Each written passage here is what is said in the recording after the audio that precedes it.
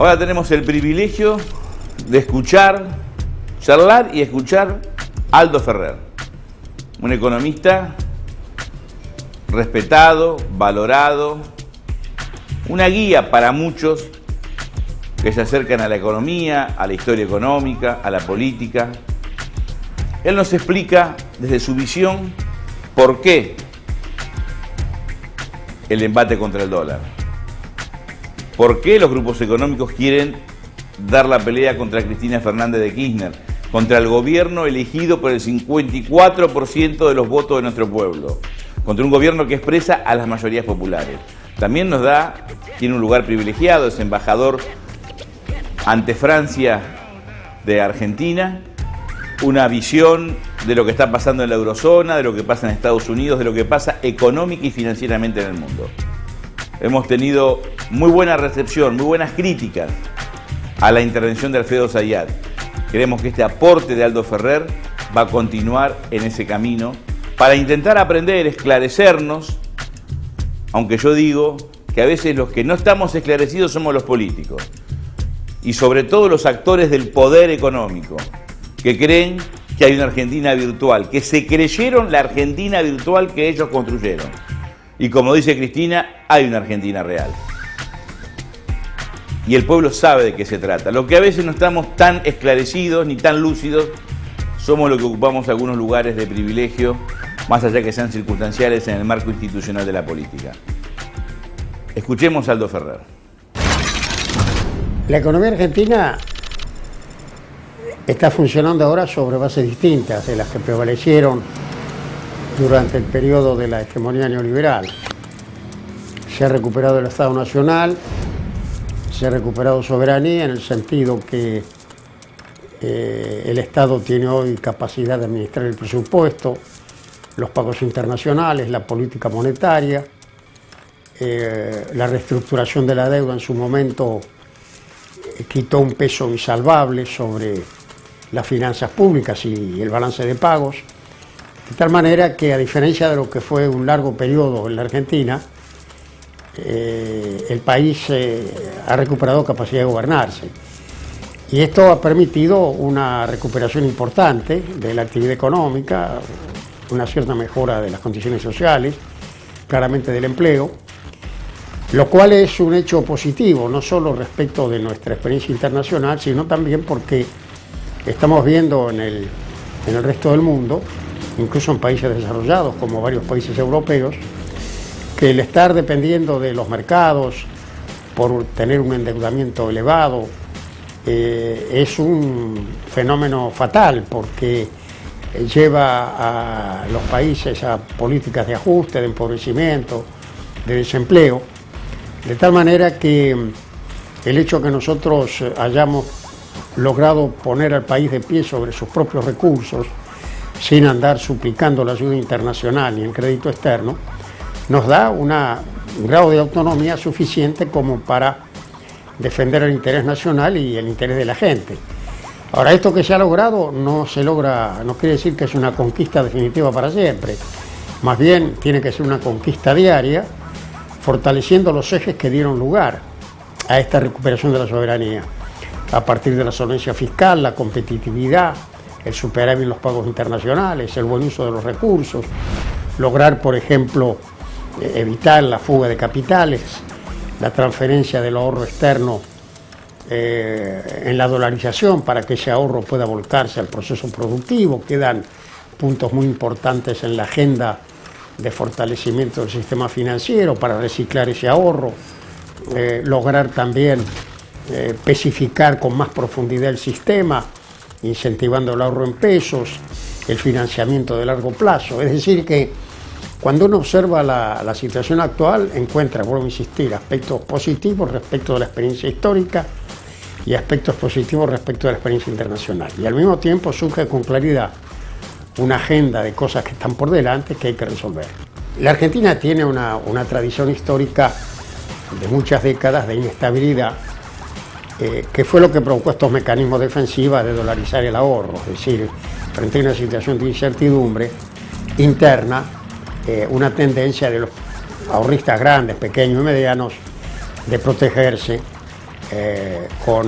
dolarizando los ahorros, que es lo que pasa por otra parte en otros lugares del mundo también. Y por el otro lado también esto sucede cuando hay circunstancias de incertidumbre internacional, como ocurre actualmente, por ejemplo. Entonces hay un viejo problema argentino que es fruto de nuestra antigua inestabilidad. Ahora, cuando de pronto se produce una salida importante de fondos, por ejemplo, hay que observar qué capacidad de resistencia tiene el sistema. En otras circunstancias del pasado no tenía ninguna resistencia. Pasó en el 2001, cuando se produjo la crisis final de la convertibilidad, una salida masiva de fondos, derrumbó el sistema. Eso no pasa en la actualidad. El sistema tiene capacidad, tiene reservas, tiene medios como para enfrentar esa salida de fondos. Por esto hay que evitarlo a través de, pienso fundamentalmente, consolidar la sensación de que el país realmente está parado en sus propios recursos, que está operando con superávit en sus cuentas fundamentales externas e internas. Y cuando esto sucede, cuando el sistema está sólido, no hay ataque especulativo que valga. Yo creo que el fundamento principal de lo que se llama el modelo es la soberanía. Es decir, Argentina logró lo que logró porque se puso de pie sobre sus propios medios y dejó de andar pasando la gorra en el mercado internacional.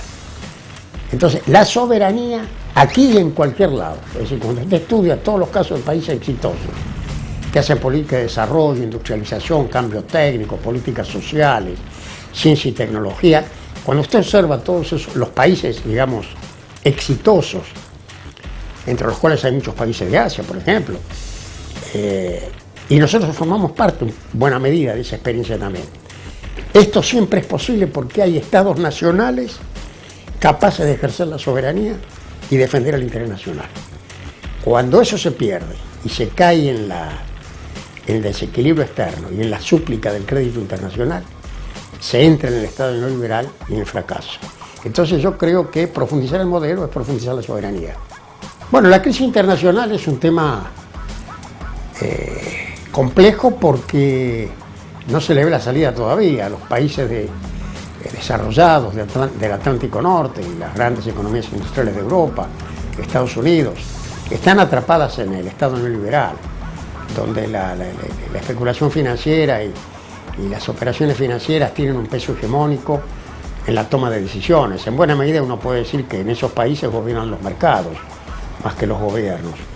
Y entonces les resulta muy difícil resolver esto, y además hay problemas específicos. Por ejemplo, en la Unión Europea, la existencia de una moneda común en 17 países que pone con las mismas reglas del juego a competir a economías tan distintas como la de Alemania y Grecia.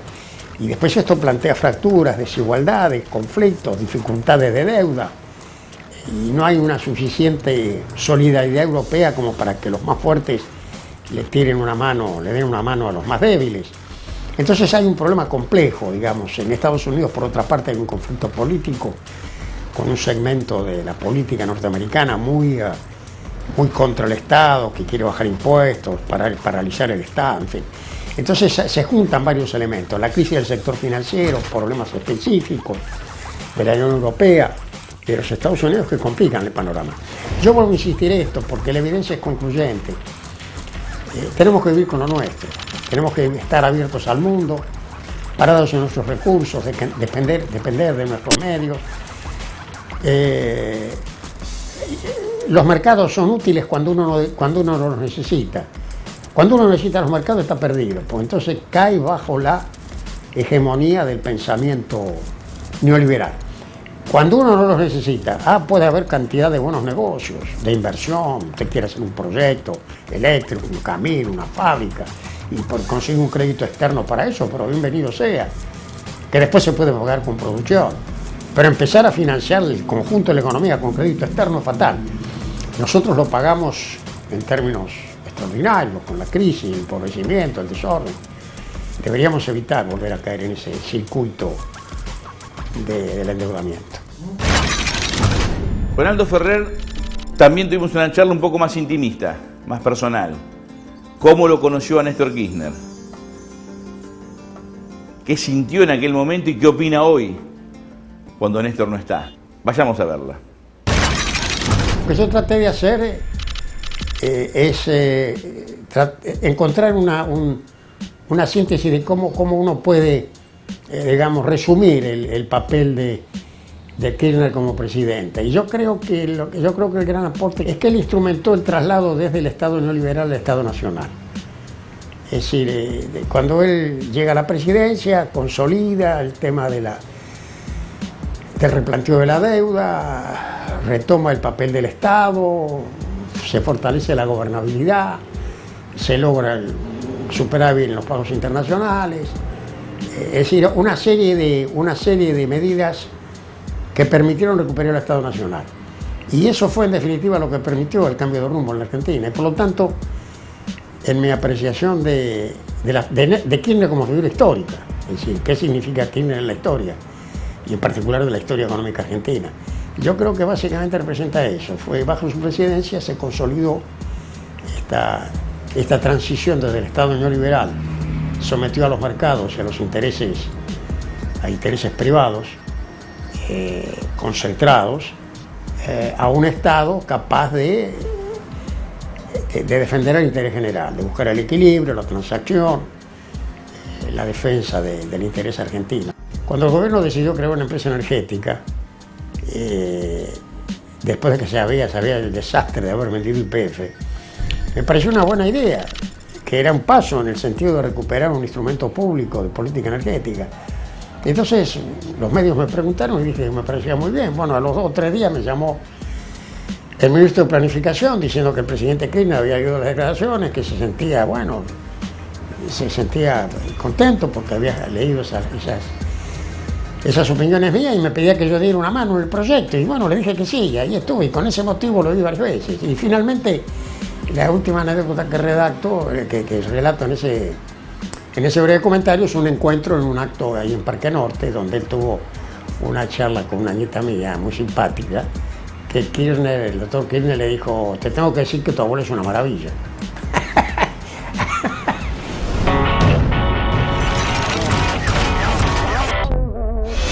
Lo que pasa económica y financieramente en el mundo. Hemos tenido muy buena recepción, muy buenas críticas a la intervención de Alfredo Zayat. Creemos que este aporte de Aldo Ferrer va a continuar en ese camino para intentar aprender, esclarecernos, aunque yo digo que a veces los que no estamos esclarecidos somos los políticos y sobre todo los actores del poder económico, que creen que hay una Argentina virtual, que se creyeron la Argentina virtual que ellos construyeron. Y como dice Cristina, hay una Argentina real. Y el pueblo sabe de qué se trata. Lo que a veces no estamos tan esclarecidos ni tan lúcidos, somos los que ocupamos algunos lugares de privilegio, más allá que sean circunstanciales en el marco institucional de la política. Escuchemos a Aldo Ferrer. La economía argentina está funcionando ahora sobre bases distintas de las que prevalecieron durante el periodo. El embate contra el dólar. ¿Por qué los grupos económicos quieren dar la pelea contra Cristina Fernández de Kirchner? Contra el gobierno elegido por el 54% de los votos de nuestro pueblo. Contra un gobierno que expresa a las mayorías populares. También tiene un lugar privilegiado, es embajador ante Francia de Argentina, una visión de lo que está pasando en la eurozona, de lo que pasa en Estados Unidos.